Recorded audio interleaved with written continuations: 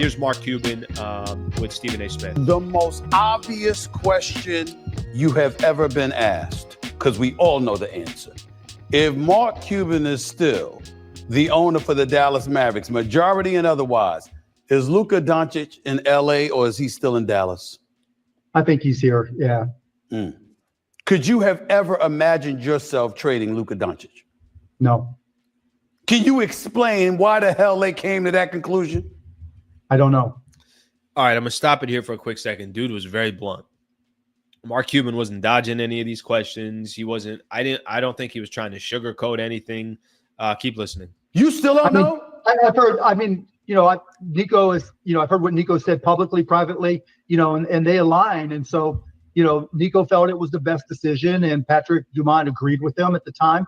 And they made that decision. And, that's the way the NBA works. Could you? I'm going to forward it here a little bit because there's a couple other ones that I want him to get in as far as questions and answers go. Take a quick listen. Anchor for our defense. And look, the truth is between AD, Derek Lively, and Derek Gafford, that's the best big three in the NBA. But Luka Doncic is a generational talent. So, while there's an argument to be made, and I understand where Nico's coming from, it's just not the same decision I would have made. So when they told you, where were you? And did you collapse in front of their face? Did you go ballistic? What was your immediate reaction upon hearing the news that this generational talent, 6 years younger than the talent that you was bringing in, although Anthony Davis is a big-time player? What was your immediate reaction in the moment when you were first told the news? I was like, you're asking me, right? This isn't done. And he was like, no, it's done. And I was like, okay, nothing more to talk about. I wouldn't have done this. And, thanks for giving me the call. Who did you say that to? Who called you? Nico. Wow.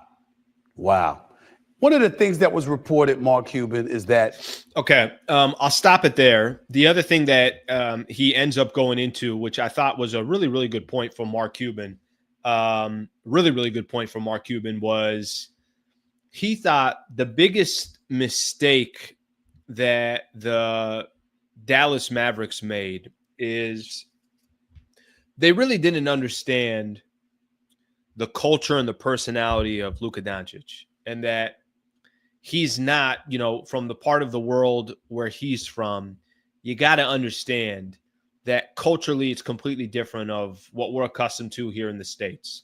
And what he was talking about was the biggest mistake he thought from the Dallas Mavericks was not kind of accepting Luka for who he is. That doesn't mean he doesn't need to get into better shape. That doesn't mean, he was using Nikola Jokic as an example. You could still be one of the best players in the world and not look like LeBron James, right? Like that can still happen.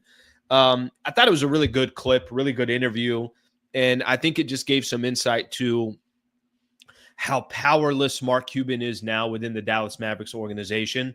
And obviously how much he disagreed with the trade and the idea. And like I said, there's a kind of a conceptual, that's the best way that I can put it. There is a conceptual understanding of that not every player is built the same. Not every player comes from the same background. Not every player lives, breathes, and dies the game like some of these athletes do, or some of these coaches do, or some of these front office executives do.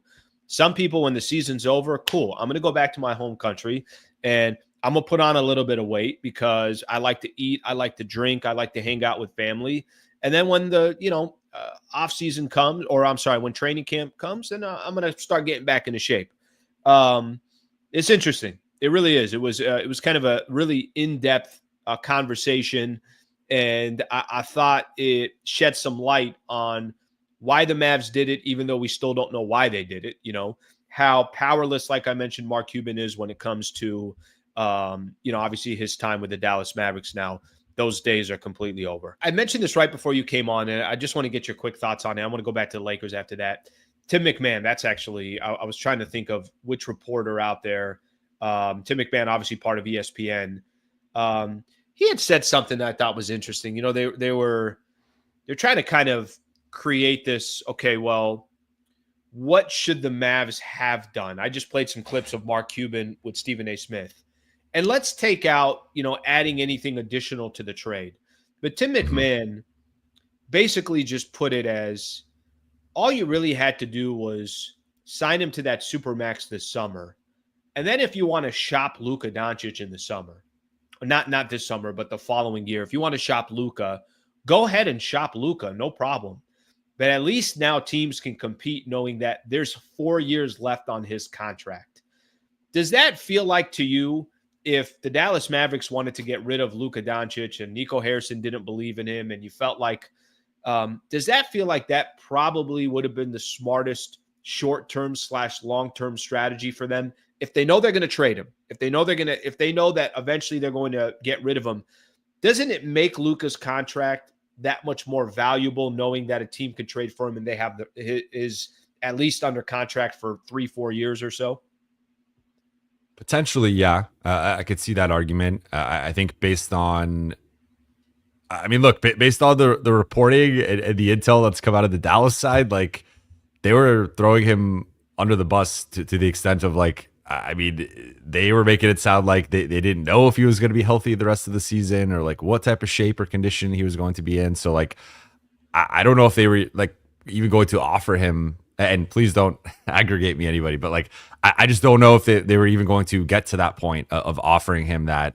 And once you offer that, there is a relationship dynamic, and I think they clearly like burned that bridge by trading him in the manner that they did and not even allowing him to have a say. Because typically in these situations, you will go to, you rarely see a star get blindsided by a trade, right? It's usually the star wants out.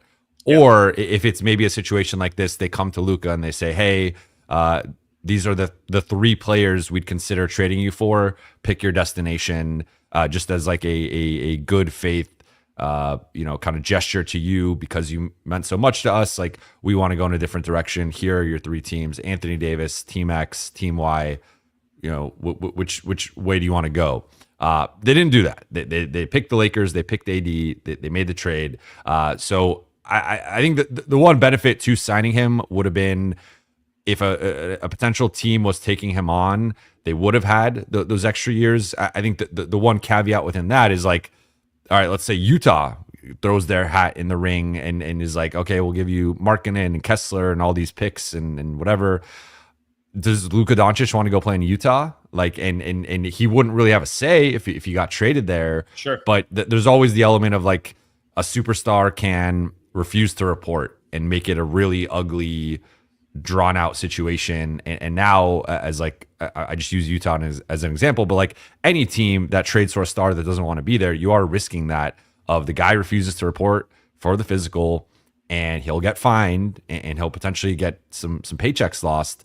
But it is going to sour like the fan base's reaction to the move, right? If Utah traded for Doncic and then he refuses to go there, I'm sure Jazz fans would get over it if he eventually played for them. But like, it is gonna change the dynamic. He's clearly saying like, I don't want to be a part of this franchise. So I think that's like the one kind of flip side argument to that, because I did see that, and it does make sense of just locking him in and then having a bit more leverage in the situation, because obviously they didn't have leverage to an extent, because if they offered to trade him, he could just leave wherever if he didn't want to be there, or if you locked him in, then but there's also some trade restrictions in terms of like when he signs the deal and when he could be traded, and depending on that. So I get the argument. I mean, I would just argue in general, I think they should have tried to get more even from the Lakers.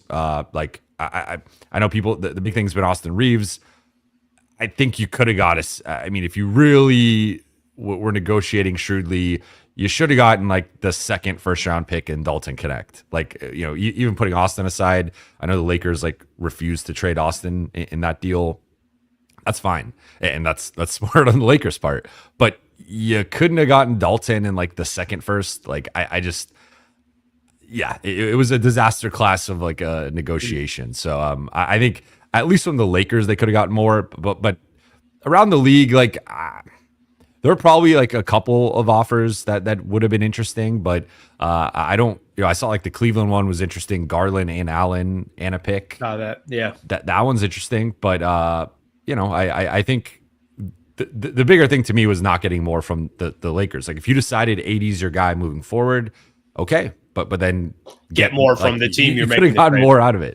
Yeah. All right. Thank you very much for watching the clip. Just want to give a shout out here to one of our partners, the Wallace Firm. They are official injury attorney of the Sliwa Show and Hoops Talk, the entire channel. If you are ever in a need, and I hope you're not, but some type of serious injury with yourself or a family member of yours, I would like to personally help you by introducing you to the best in the business, Brad Wallace and the Wallace Firm.